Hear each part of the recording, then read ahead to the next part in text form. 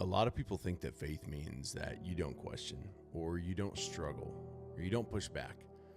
And that if you do, then something's wrong with you, or maybe you're not Christian enough.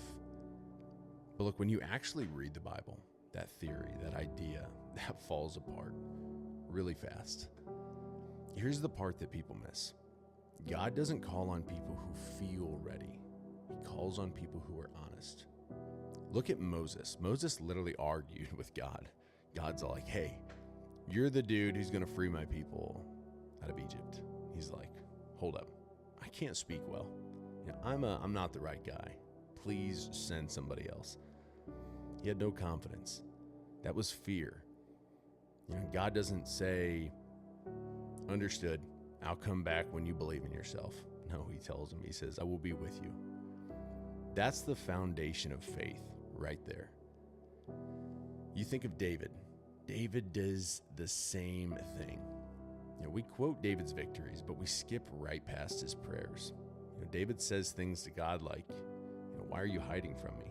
How much longer? Why does this feel so unfair? That's not rebellion. That's just a man speaking to God like he's actually listening. Even Elijah is one of the boldest prophets in the Bible. He hits a moment where he's just completely empty. Elijah literally calls down fire from heaven. And then almost immediately after that, he finds a tree, he sits up against it, and he tells God, I've had enough. God doesn't shame him. He doesn't lecture him. He doesn't look at him. He's not like, Elijah, where is your faith? No, he feeds him. He lets him rest. Then he speaks to him softly. Not loud, not dramatic, but quietly. That right there should tell us a lot about how God deals with us when we are worn down. And here's the truth that people they don't say out loud enough. God would rather hear your frustration any day than your fake faith. Read the Psalms. Those are not polished prayers by any means. They're raw, they're messy, but they're honest. And God preserved them on purpose.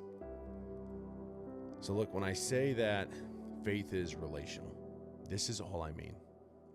You just talk to God the same way that you would talk to someone who you actually trust. You don't have to perform. You don't have to clean it up first. You don't have to pretend that you're fine. You don't have to apologize to God because you've said the same thing 15 times over. You just speak. You listen. You stay in the conversation. That's it. Look, if you're trying to hold on right now and you feel like you're failing at faith, you're honestly probably closer than you think. Because look, faith, it's not about having the right emotions.